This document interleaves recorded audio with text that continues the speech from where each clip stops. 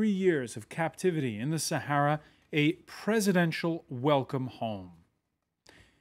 4 French employees of nuclear power group Areva, greeted by François Hollande himself just outside of Paris earlier Wednesday. Joy after several false starts, despite France's invasion last year of northern Mali to root out the same jihadists who took the 4.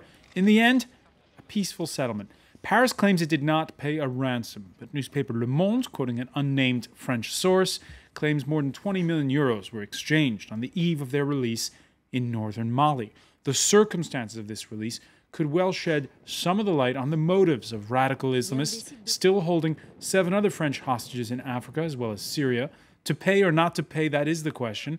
Also, are regional leaders bolstered or weakened by this turn of events? Leaders like the president of Niger, who drew heavy praise from France for his, quote, essential role. Niger, one of the poorest countries on the planet, home to rich uranium deposits, and since February, a U.S. drone base. Today, in the France 24 debate, what is the deal after the release of those French hostages? With us, Emmanuel DUPUY of the Institute for Prospective and Security Studies in Europe. Welcome back to the France 24 debate. Hello. Welcome as well to filmmaker and journalist Michael KIRTLEY. She represents one of the families of one of the freed hostages, Marion LISSOT. Welcome to the France 24 debate. Welcome back as well to Philomène REMY, France 24 reporter, who's chalked up quite a few hours in northern Mali over the past year and a half. Joining us from London, Imad MESDOUA, Algerian-born analyst of risk assessment group Mintz. Thank you for being with us. The France 24 debate, where you can join the conversation on Facebook and on Twitter, our hashtag F24debate. The French president had sent his foreign and defense ministers to Niger's capital to escort the 4 hostages home Tuesday evening to their impatient loved ones. Strangely, it's as if he's restarting a conversation that we were having just a few days ago. What I mean is we're restarting our daily lives, but with our own way of doing things, and I think it's quite extraordinary. It's such a relief that what we've been waiting for 3 years has finally happened. It hasn't sunk in as real yet. I was lucky enough to be with one of my daughters, and we said, no, we're not dreaming. This is for real. We have been fighting for this for 3 years, working on it for 3 years, and have called for national solidarity on this for 3 years as well. And now, the news is extraordinary. I can hardly find the words. Our happiness is indescribable. I think we'll never feel anything like this again in our lives, after so much time spent in anxiety and uncertainty. We had faith in our family members. We knew that they'd hold on, as we were doing. 3 years, Michael KIRTLEY, a long, long time. And, you know, I mean, I can feel very compassionate towards the families on another level, because during those same 3 years, my daughter, Marion, has been working in that part of the world. She's working up in the Sahel, and every day we think about, is she going to be taken? Is her family, is her husband going to be taken? So it makes me realize that there's always an equivocal feeling about these things, because you feel that if these hostages were released, then that means somehow or another the terrorists benefited from the hostage release as well. And if they benefited, then you wonder, are they going to do more? You know, because it's to their benefit if they get ransom money to kidnap more people.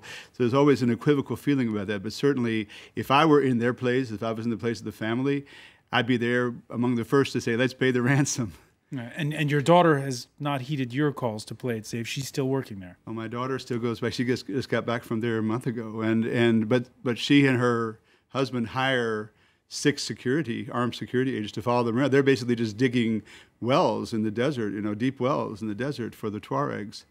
But they have to be constantly conscious of what's going on. All right. The French president, who's on the domestic front, reeling from rock-bottom approval ratings, earning himself a bit of a breather as he spoke this Wednesday as those hostages touched down on French soil.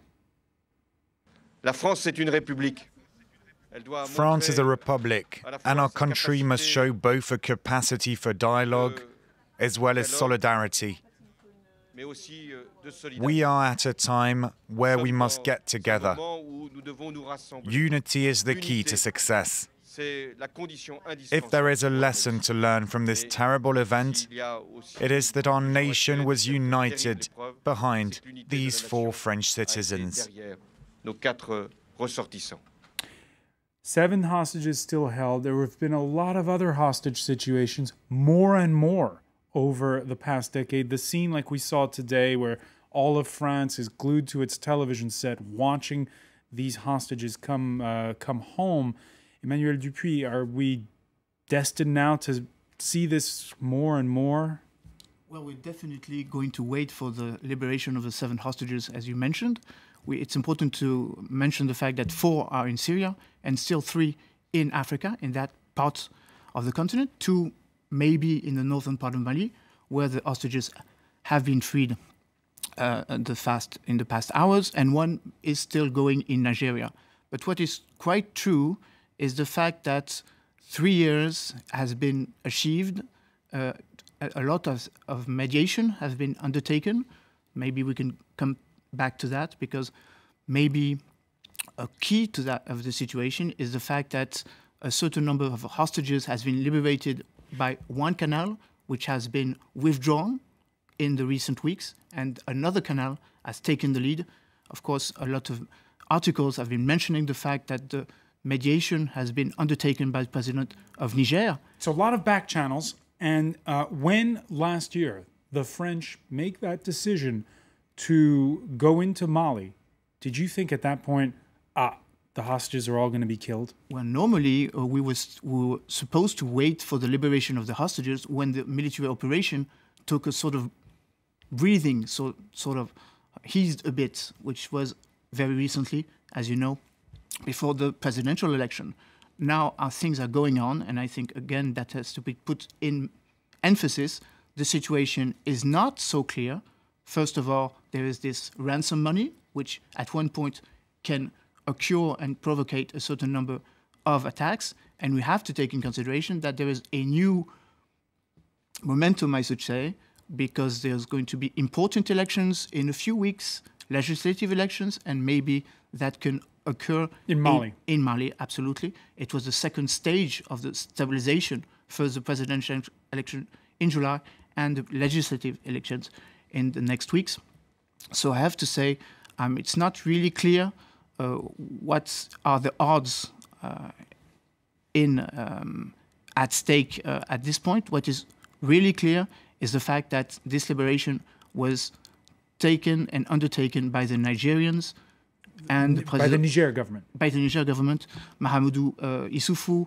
It's an important factor because he was weakened on the basis of elections which were going to take place in September. He has been creating a political environment in which there is a political consensus, a gouvernement d'union nationale, and so it's... Right. He stands, you're saying, to benefit from this situation, and certainly took the lead. Let's get back to Mahamadou Issoufou in a bit. Just, again, we're a bit of confusion perhaps for some of the viewers because we're talking about several countries, and maybe we can call up the map. For the hostages, by the way, the day is including a debrief with French intelligence. And when you look at that map of West Africa, you can only wonder, when you look at those areas that are light-colored, where they've been the past 3 years. Imad, MESDOUA, your thoughts on where these hostages may have been held? Well, I think that the likelihood that they were in southern Libya is actually quite high, because you have a region there that is out of the control of the central government, where militias, when they are present, really are doing the governing, and so the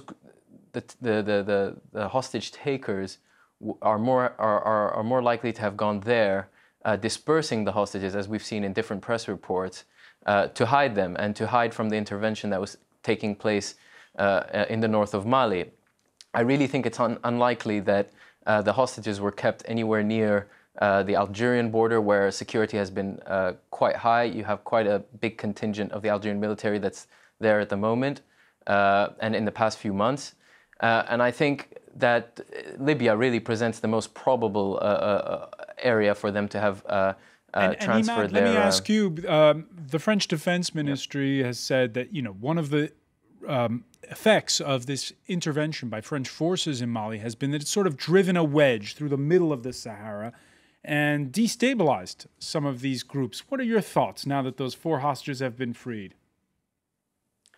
There's no doubt about it that some of the militant groups that had been operating in the north of Mali have been destabilized to a certain extent by the French intervention. That said, I think we mustn't lose sight of the bigger picture, and that is that that entire region now is, you know, a region where the borders are almost fictional, I'd say. They're imaginary lines in the sand, as I keep using this expression, and so. To limit oneself to see the intervention solely through the prism of northern Mali is, I think, forgetting that Chad, Niger, the south of Libya, as I was mentioning earlier, all of these areas are vulnerable also and are really good for these groups to be able to travel. I'd mention one last area. The Central African Republic now, with the instability that's there, I know it extends quite far and is usually out of the debate, but all of this area has to be seen as a sort of arc of instability where these groups are able to thrive and traffic weapons, traffic people, traffic drugs, and indeed kidnap Western citizens whenever they see it as beneficial to them financially, politically, and also tactically on a military level. Emmanuel DUPUY. Yeah, I wanted to add also the fact that Japanese intelligence has assessed that there are maybe clearer links between some old insurgency, like the ones in Western Morocco, with the Polisario, and the jihadist insurgency. And what was clear with your map is the fact that now the zone of instability is growing to the north. And now there is confirmation that these narco-jihadist groups are operating more and more in areas where we thought that security was assessed. As you mentioned, the south of Tunisia, where there are ongoing attacks in the southern western parts of the country, and this is preoccupying a lot Algeria. Philomène, when you went to northern Mali, yes. Of course, the locals there said, hey, this is nothing new. People have, this has been going on for a long, long time. Yeah. When we met them, they told us it's been going on for a long time. But when our team arrived in Timbuktu as well, a few days after the liberation, several people inside the town told us that they saw, like few hours before our arrival, few days before our arrival, several white people that they described as hostages. So we knew that they were in Mali, obviously, but you know, I think it's very important to put the liberation today in the context as well of the 10 last months. Because when France launched the operation in Mali on the 11th of January this year, I mean, it was like almost putting cross on the hostages because we knew that it was putting them in danger and that they were not anymore the priority of the army. So I believe it's really good news that they are released today. Concerning the networks right now in Mali, we know that the army killed about like 700 jihadists. It's really hard to say how many there were at the beginning. Many people say that there were 1,400, but it's really hard to confirm that. Right. But what we can say is that the news of the release today shows that they had time to reorganize, because organizing the release of several hostages, it's a lot of organization.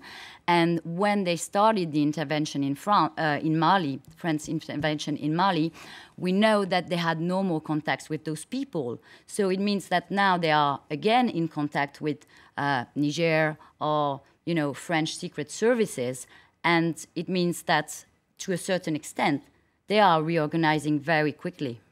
Marion, so 3 years ago when this hostage-taking took place, it was at a compound for workers of the French nuclear group Areva and for another French group, Vinci, in the north of Niger, very far from where people thought the jihadists were. Everybody was caught off guard. You defend the families of one of those who was freed today, and they say Areva should have been more aware that there was this ability to move between borders. Exactly. So yes, Maître Olivier Maurice and I represent Mr. Alain Legrand and Clément Robert, the father and the brother of Pierre Legrand. First of all, I wanted to say that there is time for the relief, and we can guess the indescribable happiness of the family who are waiting since 3 years. But also there is a time to determine the responsibilities and all the responsibilities. That's why we brought an action to trigger the investigation. But this was unprecedented, going this far away to go get hostages. Yes, but it's just to show that it was so 4 months ago, but yesterday, and it's surprising coincidence that 3 independent investigating magistrates have started a procedure. Yes, to investigate and to determine the liability of terrorists, but also to know all the truth about the security measure taken by Areva. And when you hear Michael KIRTLEY talk about his daughter having to have 6 armed guards when she goes to dig wells, you're saying that Areva didn't take those kind of precautions? We put in our complaint some elements, so now it's on the hands of the magistrates, but it seems that the deals of Areva with the authorities in place were weak. But now it's the investigation will. The investigation's underway, and we'll see the weakness of those measures. For now, the lawsuit still stands. We'll see how things go, obviously, in the days to come when you speak more with the families. When we come back in the France 24 debate, we're going to pick up on this and see this company, Areva, for which those 4 workers were employees, just how key it is to all of this story. Stay with us. You're watching the France 24 debate.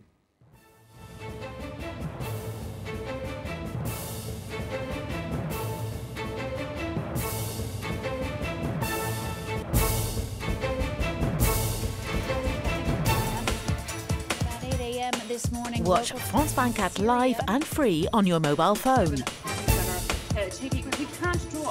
Anywhere in the world, on almost any cell phone, whatever your provider. Watch France 24 live and in 3 languages. France 24 on your mobile phone. Just visit our website, france24.com, and click on mobile. Select your phone brand, enter your phone number, and you'll receive a free SMS telling you how to install our player. You can watch France 24 live and get the latest world news for free on your mobile.